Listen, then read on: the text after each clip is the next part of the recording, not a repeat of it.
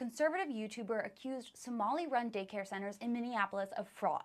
That video triggered a chain of chaos. There was frozen childcare funding across multiple states and withheld funding nationwide. And it justified one of the largest federal immigration enforcement surges in the Midwest's history, which led to the killing of another U.S. citizen by ICE agents, and it reshaped Minnesota's political future. Welcome back to Frazzled About Education. None of these events were officially connected, and this isn't directly tied to education, but I can't not talk about this. In early December, the Department of Homeland Security launched Operation Metro Surge. It was a major ICE enforcement initiative in the Minneapolis-St. Paul area that deployed federal agents across the region, targeting undocumented immigrants, particularly those from the Somali community. On December 26, 2025, YouTuber Nick Shirley released a 43-minute long video touring Minneapolis area daycare centers with a failed politician armed with intel fed to them by a Minnesota State House representative, where they claimed without evidence that there was widespread fraud occurring at the hands of Somali American daycare operators. The video identified very few owners, offered no verifiable documentation, and presented no substantiated financial proof. And it was also winter break for many of the centers. But it was very politically aligned with what the right wants to be true, and it was immediately amplified by like JD Vance and Elon Musk and Trump, and it freaking blew up in the media. According to The Guardian, the video ignited a torrent of anti-immigration and anti-Somali content online. Calls to audit or crack down and punish Somali-run daycare centers followed from Minnesota Republicans and some Minnesota Democrats as well. And DHS Secretary Kristi Noem, who loves playing make-believe, announced what she called a massive investigation into rampant fraud in Minnesota. FBI Director and podcaster Kash Patel pledged to dismantle large-scale fraud schemes in the state. Both explicitly cited this video by Nick Shirley. And at the same time, federal immigration and homeland security agencies started increasing their physical presence in the Twin Cities. And by January 6th, DHS called this its largest immigration enforcement operation ever. They deployed around 2,000 federal officers, including ICE, Customs and Border Protection, and Border Patrol. They justified this by crying fraud. But after Nick Shirley's video, Minnesota regulators conducted surprise site visits at the centers highlighted in the video, and those visits, shocking to no one, largely contradicted the claims made by the YouTuber and his weird pal because they found children present at all but one location, and the one that they didn't find children, it had not opened yet for that day. My favorite parody video about this is by Walter Masterson, and he's showing up to churches with a film crew and asking where the Sunday school kids are, and I am going to link it here. You're gonna love it. We really need a little giggle. So despite no evidence of mass fraud, federal enforcement was already in motion in Minnesota. Let's go back to 4 days after the video's release. HHS Deputy Secretary Jim O'Neill froze all federal child care payments to Minnesota, demanding a complete comprehensive audit of the centers. The audit requirements were detailed financial records for every provider and personal data on every subsidy recipient, including names and social security numbers. And until Minnesota could just prove that its funds were spent legitimately, the Federal Child Care and Development Fund would be blocked. This was not limited to the centers accused in the video. They actually froze this funding in all 50 states. This has since been released, thank goodness, but oh my gosh, if you don't know, many daycare centers operate on very tight margins, so they had a really hard time trying to pay staff and keep doors open because federal subsidies are a cornerstone of their finances. Many providers even started talking about leaving the subsidy system completely because it was being weaponized. And you know, I kind of feel like that's exactly what the Trump regime wanted to happen, because it would effectively eliminate childcare access for low-income families.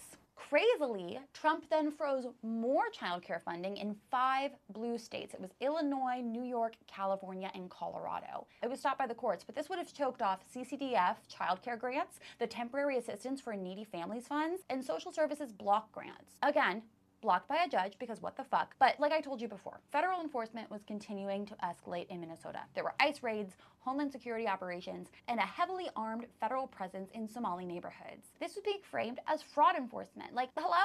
And on January 7th, the day after the feds announced a massive increase in federal presence 37-year-old U.S. citizen Renee Nicole Good was murdered by Jonathan Ross in Minneapolis. I could go on for several hours about how absolutely batshit insane the far right and the regime has acted about her murder, but I won't right now. I'll just summarize by saying that federal officials and right-wing psychopaths somehow watched the video of this happening with their actual eyeballs, and they somehow believe in their souls that the agent acted in self-defense because she was going to run him over or did run him over, while local officials, eyewitnesses, and the rest of us who watched her turn her fucking wheel for multiple seconds away from the agents disputed that account. She likely would have survived, by the way, if these monsters hadn't denied her medical care and blocked EMS vehicles. Literally, fuck ICE forever. So anyways, just hours after Renee Good's murder, federal agents descended on Roosevelt High School in South Minneapolis as classes were ending. So students and teachers were exiting the building. Witnesses reported that unmarked vehicles pulled onto school grounds, agents tackled people, deployed tear gas, and refused to identify themselves. Within hours, Minneapolis public schools canceled class for the rest of the week, citing security concerns. I thought ICE was making people safe.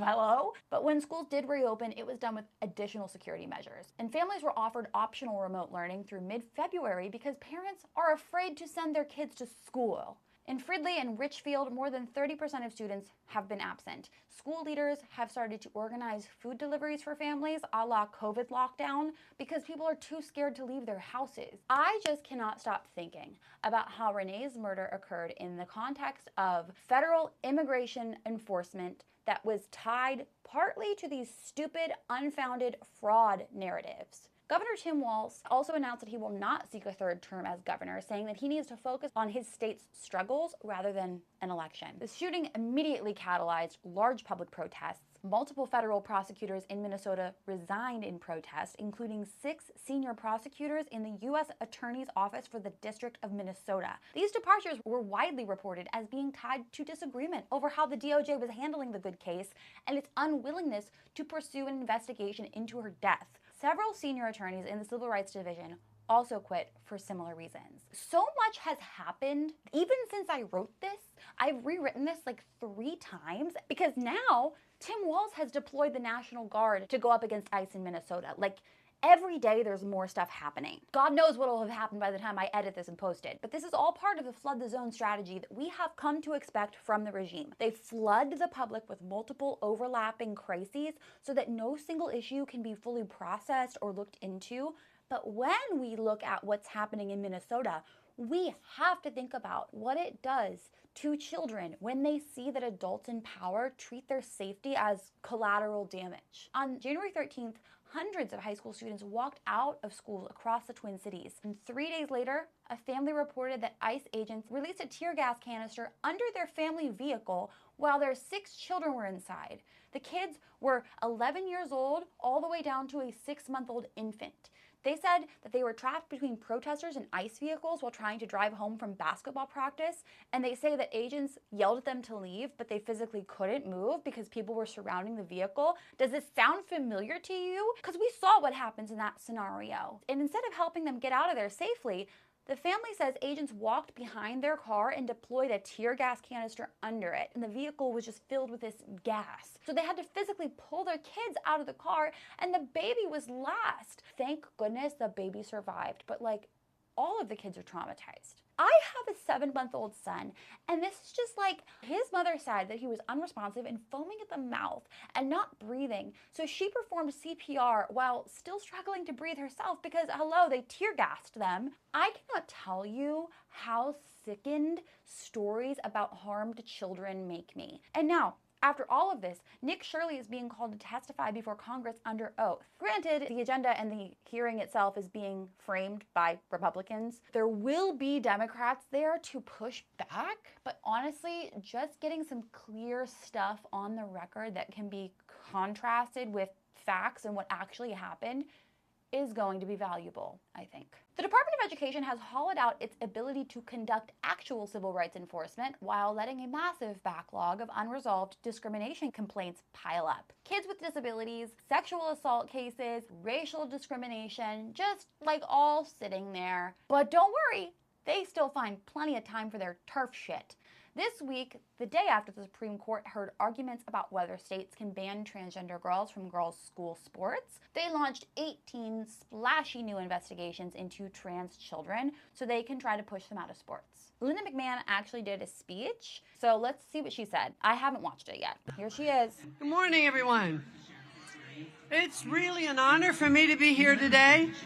And just up those steps, attorneys from the Alliance Defending Freedom are presenting oral arguments, living up to ADF's name. That lady's little smile was so scary. Name in defense of freedom. Freedom not just for states to legislate in accordance with their citizens' will, but for women to compete in sports without being pitted unfairly against biological males. How tragic that women are still fighting for their right to have equal access and equal opportunity in athletics programs. You know what's actually crazy is that she was being investigated for aiding and abetting a child sexual abuse ring in the WWE, and she became Secretary of Education. So if we want to talk about, you know, that kind of stuff, Linda, we can. For more than 30 years, the Alliance Defending Freedom has consistently and effectively fought back against threats to liberty and equal treatment under the law. And this work is more important than ever now, with divisive ideologies, wokeness, and DEI attempting to reshape our culture. Who's being divisive? These people live in an alternate world. For this vital work, we owe them our most sincere thanks. I remember our fight as women to secure equal educational opportunities under Title IX over 50 years ago. In 2020, President Trump's Department of Education, during his first administration, continued that fight and made it clear that Title IX, which protects against discrimination on the basis of sex and education, is rooted in biological reality. Boys are boys and girls are girls. But everything changed when the Biden administration made the decision to indulge in a false worldview that undermines women's rights and can actually put girls in danger. In just 4 years, the Biden administration reversed decades of progress, twisting the law to urge that sex is not defined by objective biological reality, but by subjective notion of gender identity. We've seen the consequences of the Biden administration's advocacy of transgender agendas. Institutions strip women and girls of their access to fair competition and dignified private facilities. That lady is so creepy! They force women into unfair and humiliating situations that have led to sexual assault, harassment, and in some cases, even permanent injury. Harassment? The student at the center of the West Virginia Supreme Court case is the only trans athlete in the entire state. Harassment. You're literally all here to harass trans people. These people are cracked in the head. We're opening a world in which girls could be subjected to literally like genital checks. You want to talk about humiliating? They did away with this hormone level check shit like 30 years ago because people were being outed as intersex, people were cisgender that have naturally occurring hormone differences. This is just one more way that they are taking women's bodies and making them serve a political agenda. And they're hiding behind this like trans exclusional feminist shit. It makes everyone less safe. And there's this tagline on here that says biology matters. Biology supports trans people's existence. To say the least, these last 4 years have been hell for our girls, and we're just not going to stand for it anymore. Christo-fascists crave persecution. That is why the Trump administration has been committed to restoring an understanding of sex based in scientific reality along organizations like ADF, Do No Harm, and all Americans who stand up to the harmful and radical dictates of gender ideology in all of its forms. discipline. Over the past few years, we have seen the culmination of decades-long efforts that have lurched into nearly every aspect of American life, reshaping our schools, our corporations, and even our universities. This gender ideology has transformed once great academic and athletic institution into embarrassments with tragic consequences for our women and for our girls. Take, for example, Peyton McNabb, who during a volleyball match, when a ball was spiked so hard and hit her in the face, from being hit with that ball, that a male athlete hit a male athlete who is masquerading as a female. Or the female swimmers like Paula Scanlon at the University of Pennsylvania, who were forced to share locker rooms and compete against a much larger man who had previously competed without much success on the men's team. So now he's crowding into the women's team. And then we have Riley, who is a shitty swimmer and is making it everyone's problem. Maybe she's just so full of shit that it's holding her back. And let's not forget the two brave girls in Idaho who were forced to compete against the male in track and cross country, spurring the passage of the Fairness in Women's Sports Act in Idaho. And the litigation, this litigation that's being argued today. Or over 100 girls in West Virginia who were moved down the leaderboard as a male athlete dominated their track and field qualifiers. It's just not fair. Even after the state passed the Save Women's Sports Act, because a federal court halted its enforcement. The list of examples goes on and on. Adults in positions of authority have forced our girls to undress with men in the most intimate spaces. So you want to make them undress for people who can make sure that they're girls? Like, hello?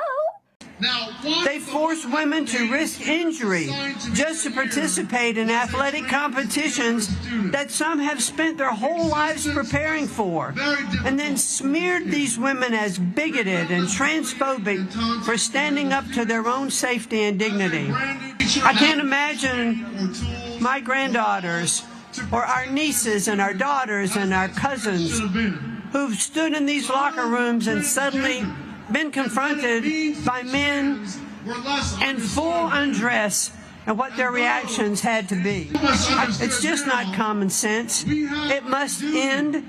These courageous students, I want to repeat that, courageous students demonstrating by restoring fairness in women's sports is a moral imperative.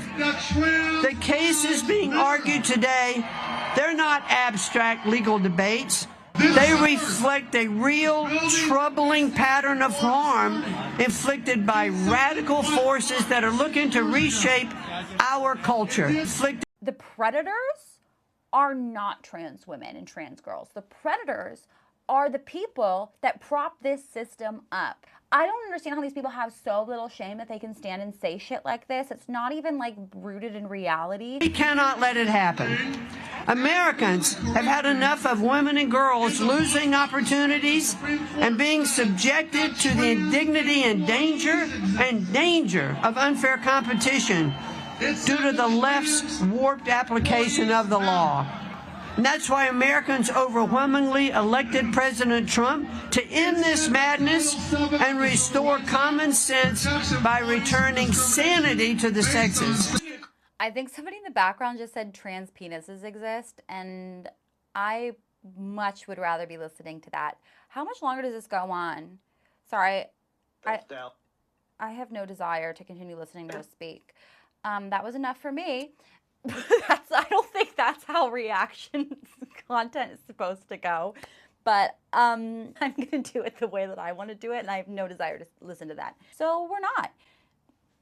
Anyways, this is always sold as protecting women's sports, but they are just turning a tiny, tiny group of kids into a national punching bag so that politicians can score culture war points. NCAA President Charlie Baker testified that there were fewer than 10 trans athletes among about 510,000 NCAA student athletes. That's under 2,000ths of 1%.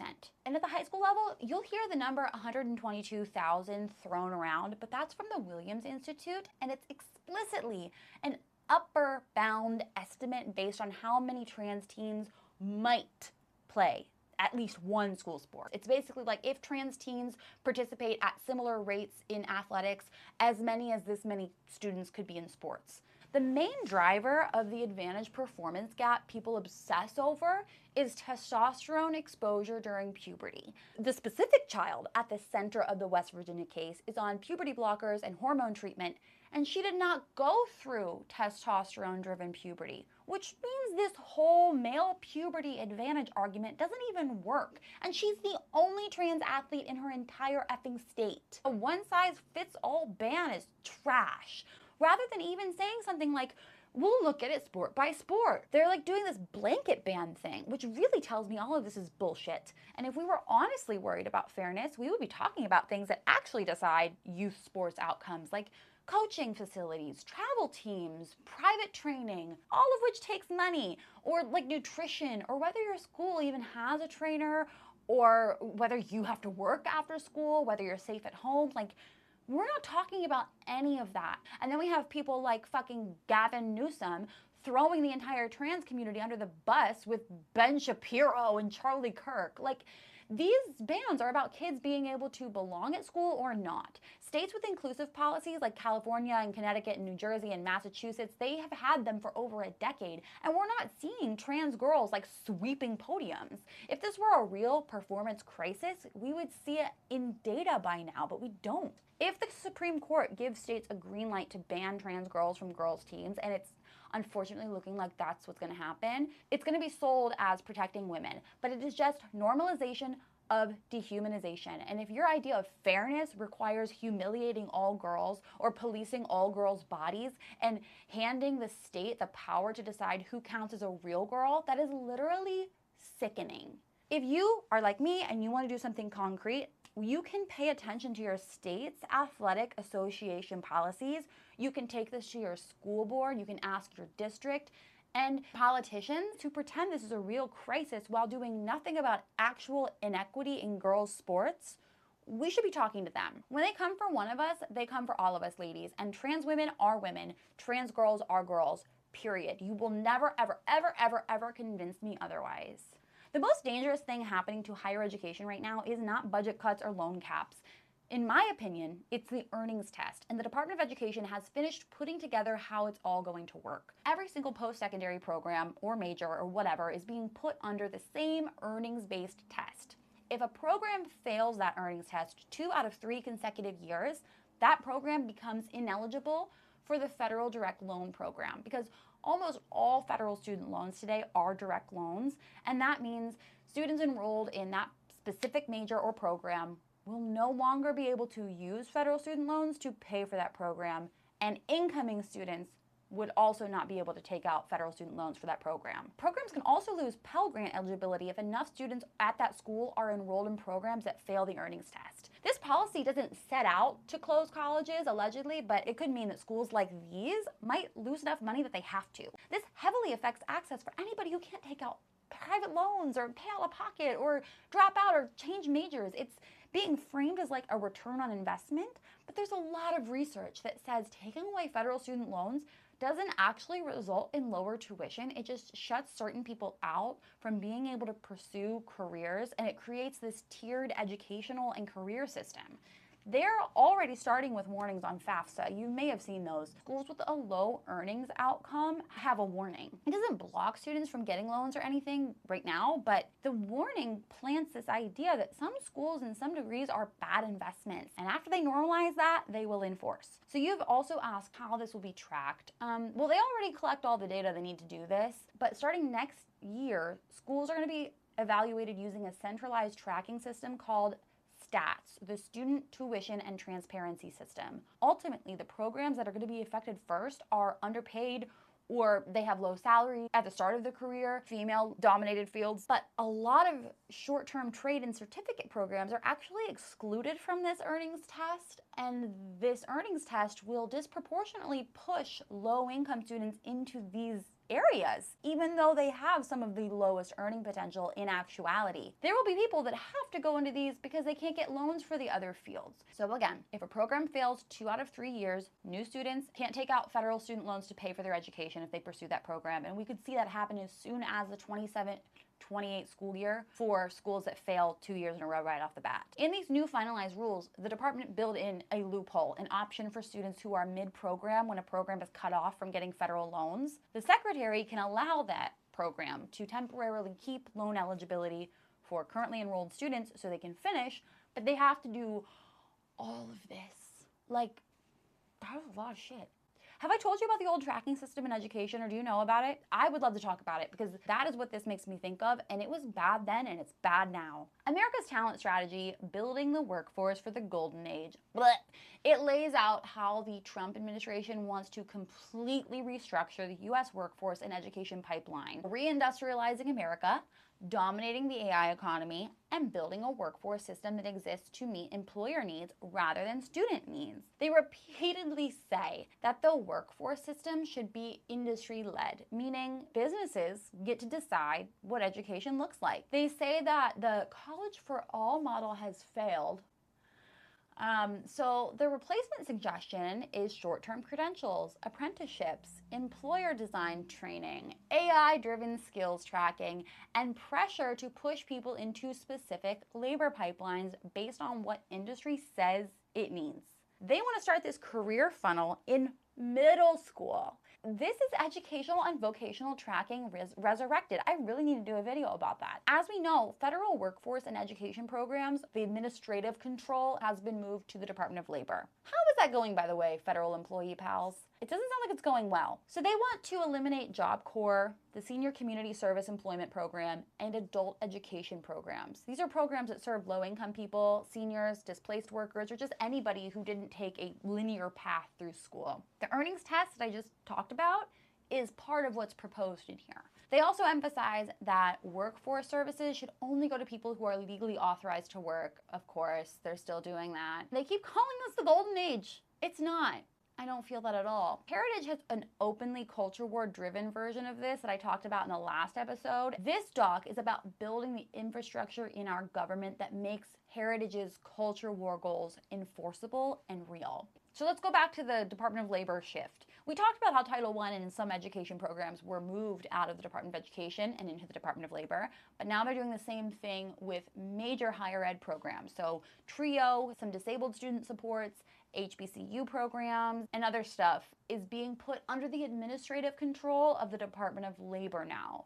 The Department of Education is sending its post-secondary staff to work inside the Department of Labor, and they're moving a huge chunk of higher ed grant programs into labor systems. With this change and their proposals and everything going on, the priority is just becoming, does education in America meet the labor market's needs? So we're seeing more pressure towards short-term credentials and employer-aligned training and job readiness, because that's what they're saying is needed, is like that kind of workforce. There was a press release about it this week. And we're going to see far less support for liberal arts or research or civic learning and just any field that doesn't serve the regime's purposes. But the Trump administration approved a waiver letting Iowa loosen some of the rules on how it spends certain education funds. But the good part is it's not the stringless, bureaucrat-free, unfettered state-level decision-making that they promised. Now, this waiver shit is a huge shift away from federal oversight and targeted aid for students who need it the most. But Iowa actually asked for way more. Like, they wanted to roll all of Title I into a block grant, and the Department of Education said no, because they can't. So they released some rules like, oh yeah, you can carry over more of your unused Title I funding into next year. That's no problem. But they didn't just give them unfettered access to this money because they can't. Did you hear that? Did they run into a guardrail? Oh, I love that for us. So I want to start this thing where I'm going to post things that you can bring up at your school board meeting this month. Even if nothing's going on, you can kind of check with them about, hey, this is coming out at the federal level, and what's our district going to do about this? What's our school going to do about this? So here's what I'm thinking. Let me know what you think. I'm going to pin it on the Instagram. I still want to know if I should watch your school board meeting. Call me, beat me if you want to reach me. Remember, I'm going to play these or read these on the YouTube. So just like take out some identifying information. And that's all I have for you guys. If you liked this, like, share, subscribe. I do short form education news and policy updates and breakdown across all platforms all week long. And I am frazzled. I'll see you next week.